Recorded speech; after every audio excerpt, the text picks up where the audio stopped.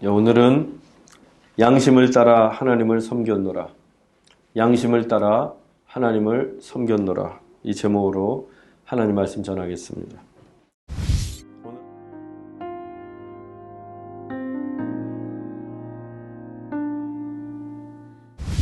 오늘의 핵심 단어는 양심이에요.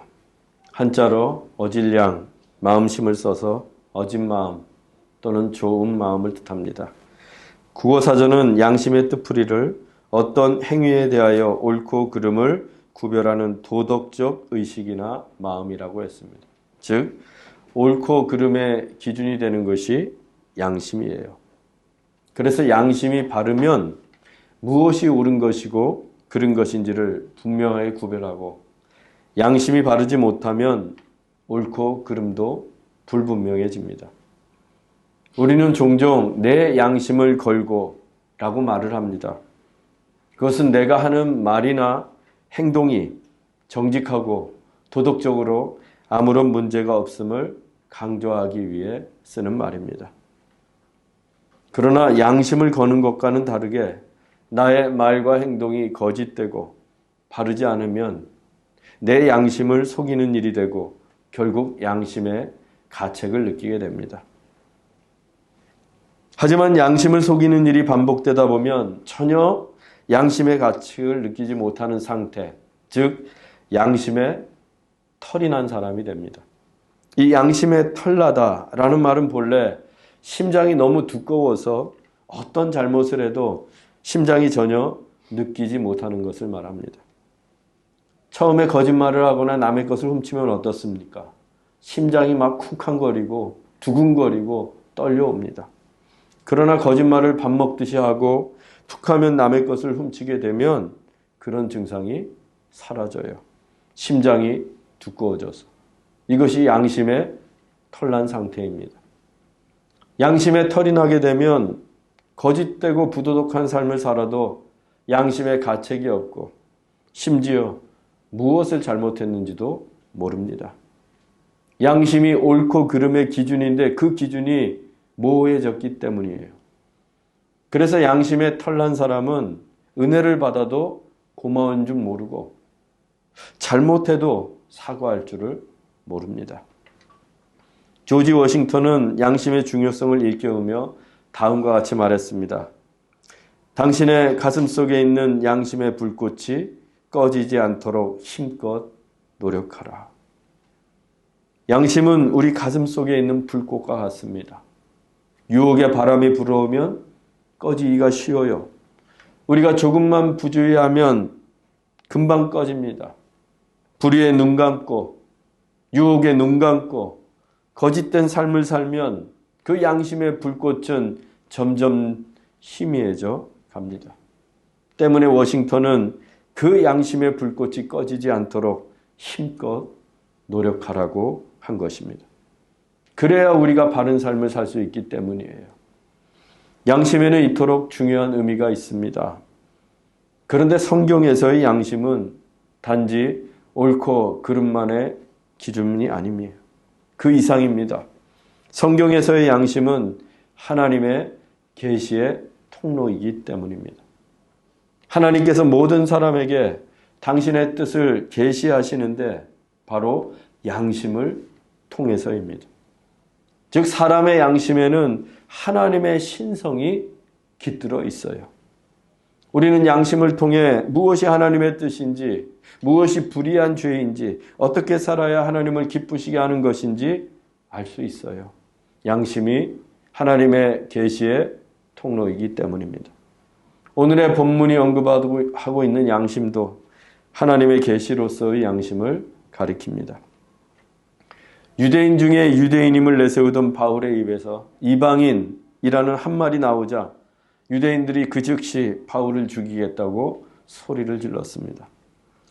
소동이 커질 것을 우려한 천부장은 급히 로마 수비대에게 명령을 내렸는데 바울을 영내로 데려가 채찍질을 해서 소동의 원인을 조사하라고 한 거예요.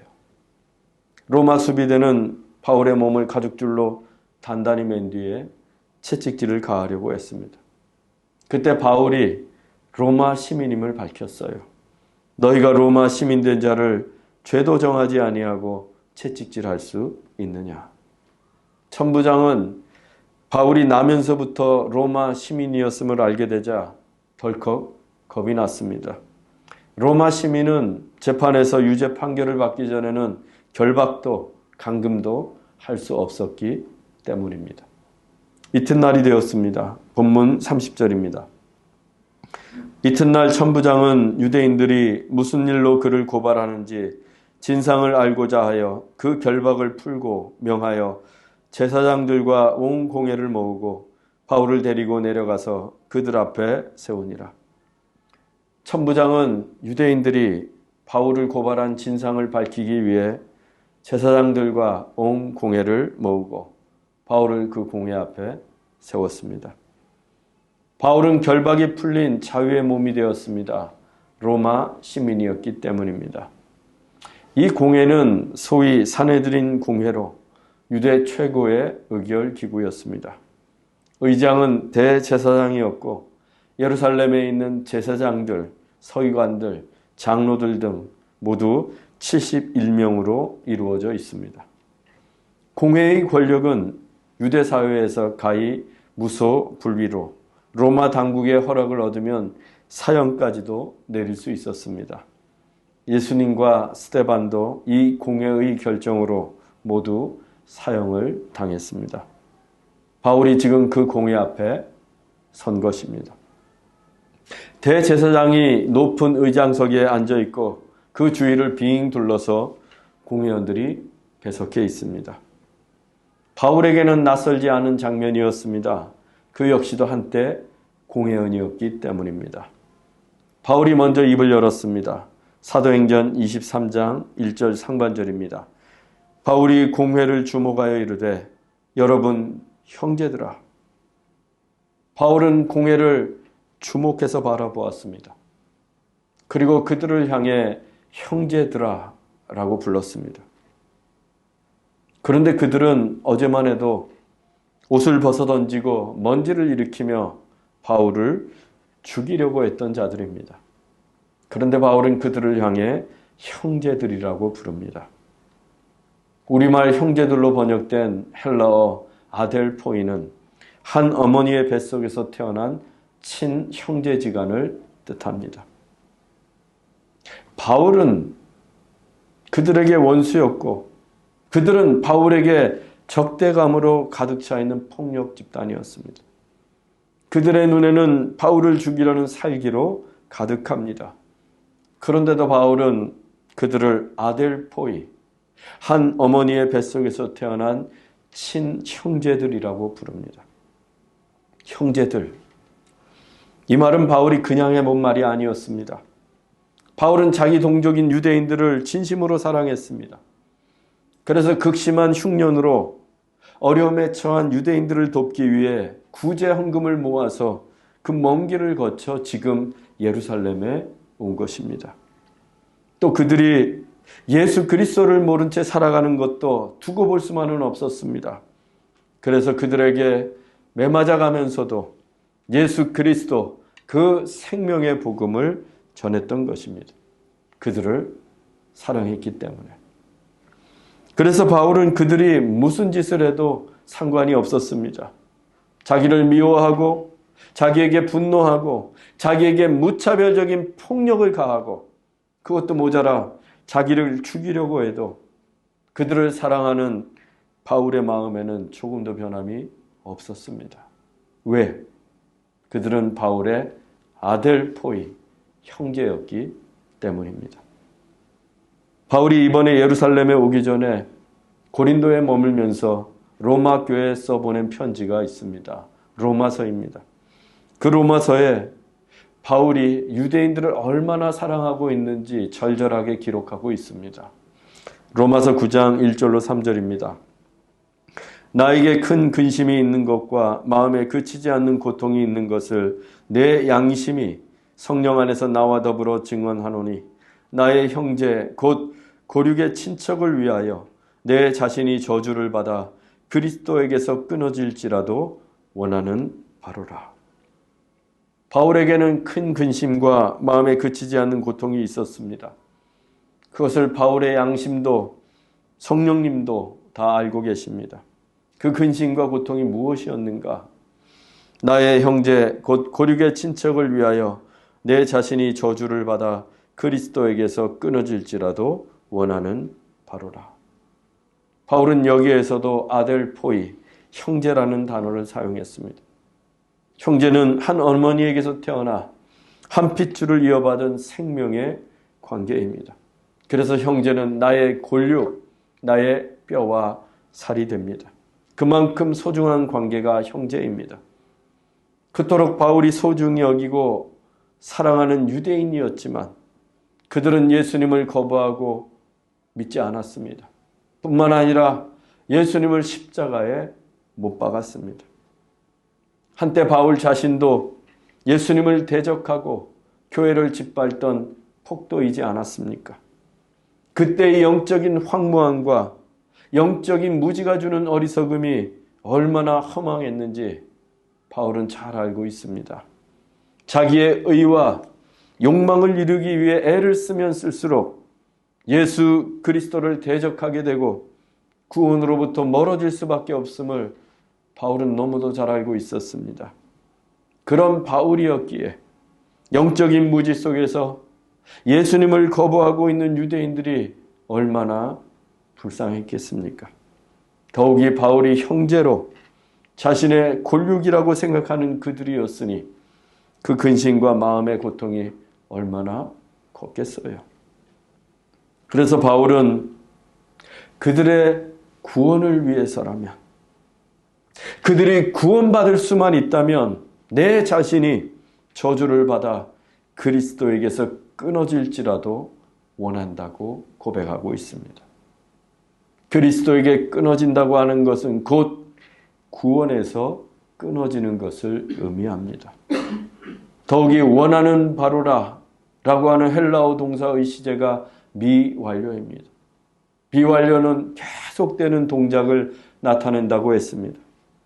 즉 바울은 순간적인 감정으로 한두 번 원했던 것이 아닙니다.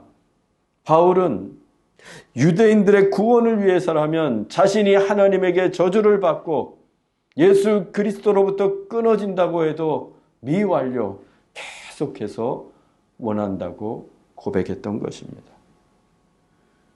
사랑하는 여러분, 혹시 오해로, 실수로, 잠깐의 다툼 때문에 내 마음에 미움이 쌓여 있거나 관계가 틀어진 사람이 있습니까?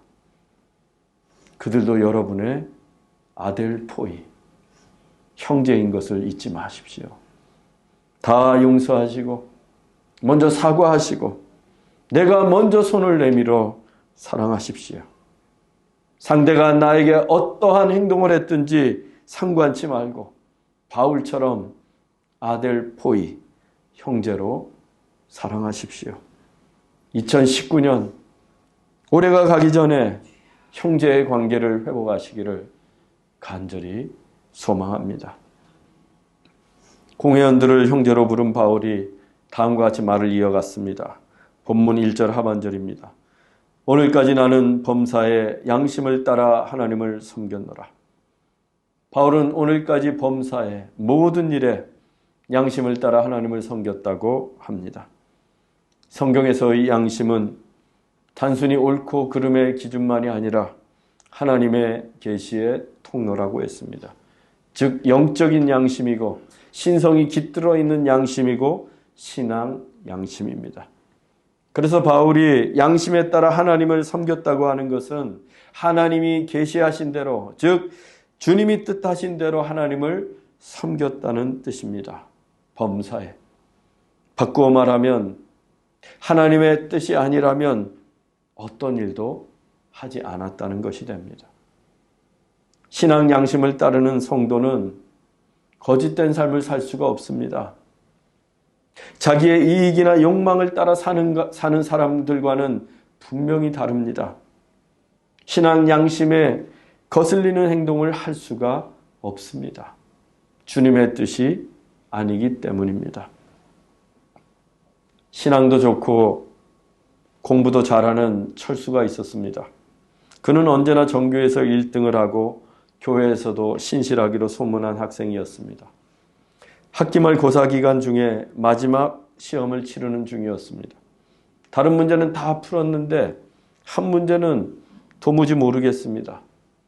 철수와 함께 전교 1, 2등을 다투는 친구가 있었는데 언제나 한두 문제로 등수가 갈렸기에 그 한 문제는 너무도 중요했습니다. 하지만 아무리 생각해봐도 풀 수가 없었습니다.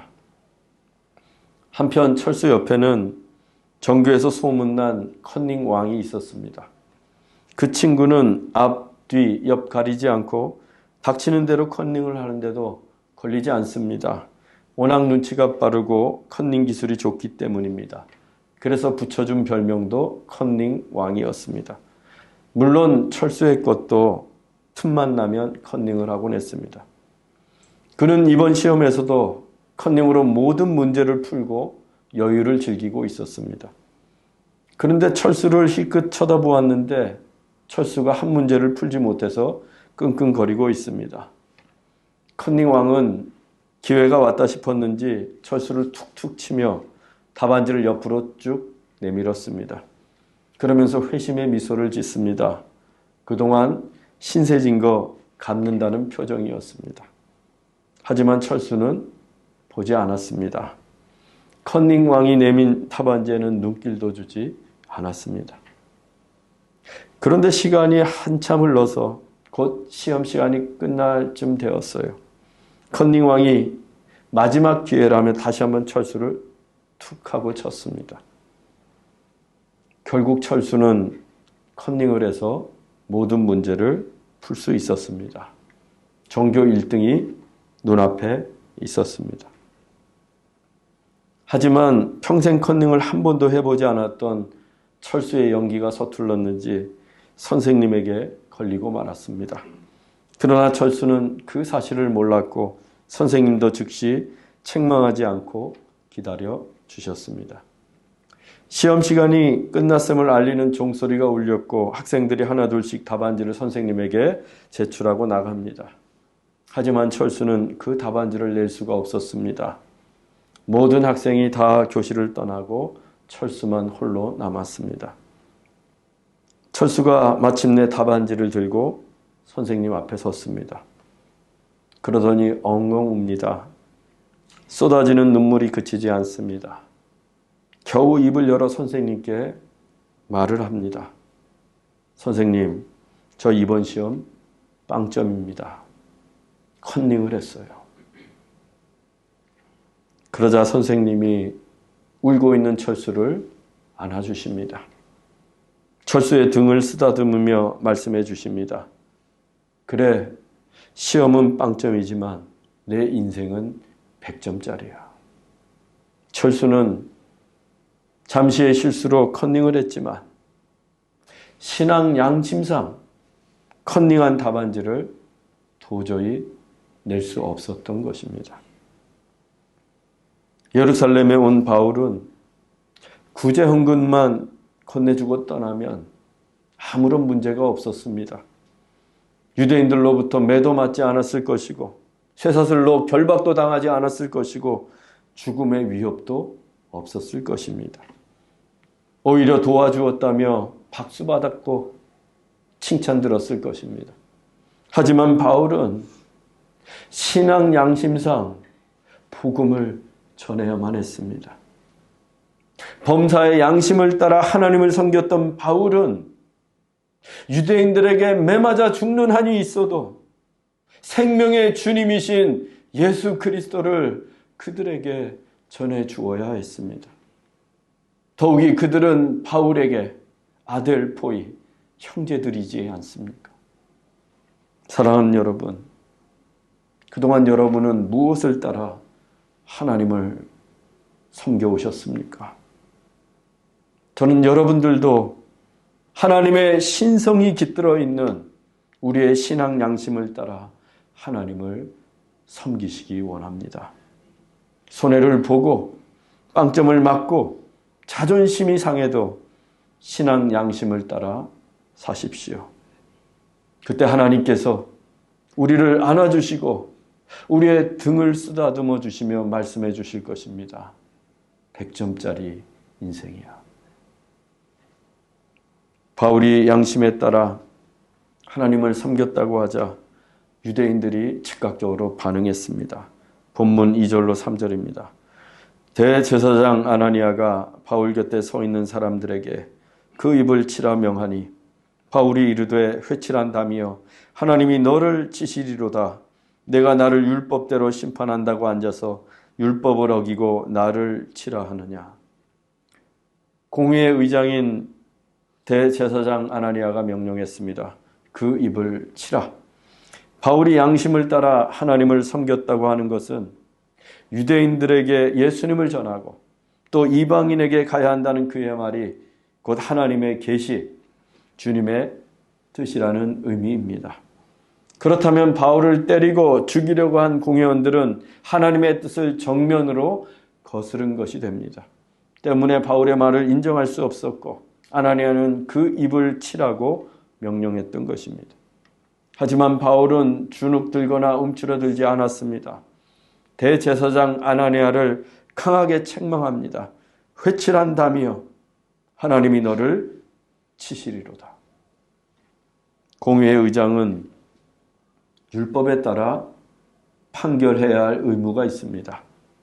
율법에 따라 죄인을 기소하고 율법에 따라 증인을 2명 이상 세워야 하고 율법에 따라 재판을 해서 판결을 명령해야 합니다. 하지만 대제사장 아나니아는 정상적인 재판 절차 없이 자기 멋대로 그 입을 치라고 명령했습니다. 율법을 어긴 것입니다. 율법대로 심판한다고 앉아서 도리어 율법을 어겼습니다. 그야말로 위선이었고 회칠한 담이었습니다. 그래서 바울이 그의 위선을 하나님이 치실 것이라고 꾸짖었던 것입니다. 그런데 바울의 이 책망이 실제로 이루어졌습니다. 유대의 역사가 요세푸스에 따르면 아나니아는 세속적이고 탐욕스러운 대제사장이었습니다. 돈 욕심이 얼마나 많았던지 제사장들의 11조까지 폭력으로 강탈했던 인간이었습니다. 그의 탐욕스러운 삶은 유대인들에게 원성을 샀고 유대인들에 의해 그의 집은 불에 탔으며 헤롯궁으로 도망쳤지만 끝내 살해당하고 말았습니다. 하나님께서 그를 치신 것입니다. 결국 신앙 양심을 따라 그를 책망했던 바울의 말은 주님의 계시였던 것입니다. 바울이 대제사장을 책망하자 공회원들이 술렁거립니다. 본문 4절로 5절입니다. 곁에 선 사람들이 말하되 하나님의 대제사장을 내가 욕하느냐. 바울이 이르되 형제들아 나는 그가 대제사장인 줄 알지 못하였노라. 기록하였으되 너의 백성의 관리를 비방하지 말라 하였느니라. 정교 일치의 국가였던 유대 사회에서 대제사장의 권위는 그 누구도 넘볼 수 없었습니다. 특히나 공회의 의장인 아나니아의 권세는 당시 하늘을 찔렀습니다. 그런데 바울이 그런 아나니아를 책망하자 곁에 선 사람들이 하나님의 대제사장을 욕하느냐고 맞섰습니다. 그러자 바울이 뭐라고 합니까? 나는 그가 대제사장인 줄 알지 못하였노라. 화려한 대제사장의 옷을 입고 공회에서 가장 높은 의장석에 앉아있는 아나니아를 어떻게 못 알아볼 수가 있겠습니까? 바울이 예루살렘에 올 때 아무런 정보도 없이 왔겠습니까? 자기가 상대해야 할 유대인들의 우두머리인데. 그런데도 바울은 시치미를 뚝 떼고 말합니다. 나는 그가 대제사장인 줄 알지 못하였노라. 기록하였으되 너의 백성의 관리를 비방하지 말라 하였느니라. 율법에 기록되기를 너의 백성의 관리, 즉 대제사장을 비방하지 말라고 했는데 그가 대제사장인 줄 알았더라면 내가 비방했겠느냐는 뜻입니다. 즉 몰랐다는 거예요.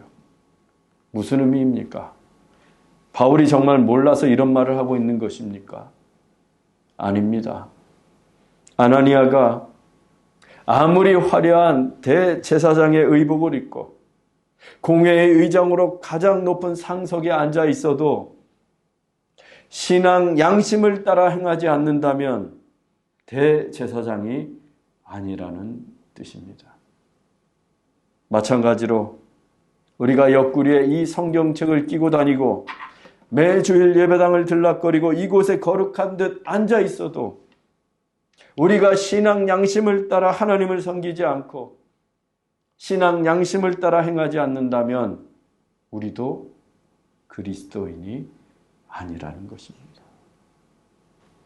예수님은 십자가에 달리실 때 화려한 옷을 입으신 것이 아니라 벌거숭이 맨몸이셨습니다. 맨몸은 채찍질에 주먹질에 상처투성이었고 옆구리에는 창이 박혔습니다. 예수님은 가장 비천하게 십자가에 못 박히셨던 것입니다. 하지만 예수님은 신앙의 양심에 따라, 즉 하나님의 뜻에 따라 십자가에 못 박히셨습니다. 하나님은 그 예수님을 지극히 높여 모든 이름 위에 뛰어나게 하시고 모든 무릎이 꿇어 주님을 경배하는 만유의 주가 되게 하셨습니다. 사랑하는 형제자매 여러분, 신앙 양심을 따라 살다 보면 억울한 일을 당할 수도 있고 고난을 겪을 수도 있습니다. 손해볼 수도 있고 빵점을 맞을 수도 있습니다. 그래도 하나님이 우리에게 주신 양심, 신성이 깃들어 있는 그 양심을 따라 살아가십시다.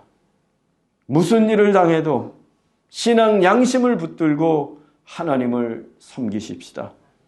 그래서 하나님이 기뻐하시고 하나님이 높여주시는 저와 여러분이 될 수 있기를 주 예수 그리스도의 이름으로 축원합니다. 기도하겠습니다. 사랑의 하나님 아버지, 우리의 삶의 기준이 신앙 양심이 되게 하옵소서. 하나님의 신성이 깃들어 있는 신앙 양심을 따라 살게 하옵소서. 세상의 유혹이나 욕망에 휘둘리는 인생이 아니라 또 나의 자존심이나 나의 신념에 휘둘리는 인생이 아니라 오직 신앙 양심을 굳게 붙들고 살아가는 우리 모두가 되게 하옵소서. 억울하고 자존심이 상하고 실패를 당한다고 해도 신앙 양심을 따라 좁은 길을 가게 하옵소서. 그때 하나님이 우리를 안아주시고 우리를 높여주실 줄로 믿습니다. 신앙 양심을 따라 십자가에 못 박히신 예수 그리스도의 이름으로 기도하옵나이다. 아멘.